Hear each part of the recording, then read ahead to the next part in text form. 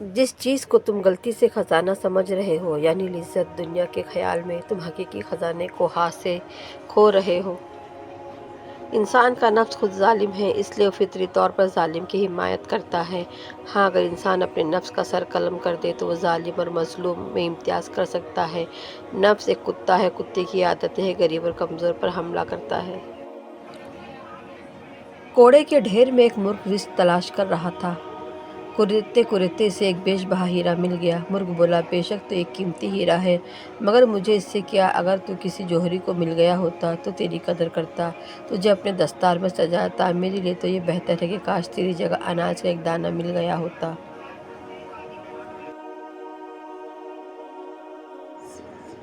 رابعہ بصری رحمۃ اللہ علیہا سے کسی نے پوچھا، کیا گنہگار کی توبہ قبول ہوتی ہے؟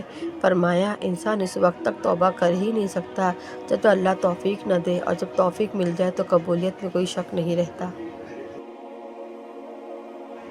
روح اور جسم کی خواہش جدا ہے، دونوں کا ساتھ نبھایا نہیں جا سکتا۔ روح کی پرواز عالم بالا کی طرف ہے، جسم کی خواہش زمین پر رہنے کی ہے۔ جب تک انسان کا روح جسم کے ساتھ رہے گا، مقصد حاصل نہیں ہوگا۔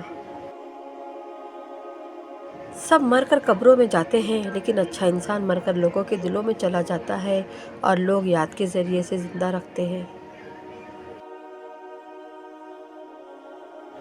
جب موت کا وقت آ جاتا ہے تو طبیب بیوقوف بن جاتا ہے، دوا اپنا نفع پہنچانے میں گمراہ ہو جاتی ہے، روغن بادام خشکی پیدا کر دیتا ہے، ہرڑ سے قبض ہو جاتی ہے، شفا کے سارے اسباب موت کا سبب بن جاتے ہیں۔ کنواں کھودنے والے کنویں میں جا گرتے ہیں۔ کوئی برا آدمی سزا پائے بغیر نہیں رہتا اور اچھائی جزا پائے بغیر نہیں رہتی۔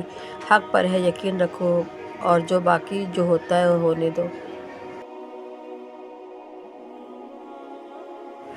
انسان کو خدا نے بہترین سانچے میں ڈھال کر پیدا کیا ہے، جنتی اور جہنمی وہ بعد میں بنتا ہے۔ موت کا ذائقہ سب نے چکھنا ہے، مگر زندگی کا ذائقہ کسی کسی کو نصیب ہوتا ہے۔ زندگی کو ایک امانت کی طرح گزارو، ایک نہ ایک دن یہ اپنے مالک کو واپس کرنی ہے۔ تھوڑی دیر قبرستان جا اور بولنے والوں کو خاموش دیکھ۔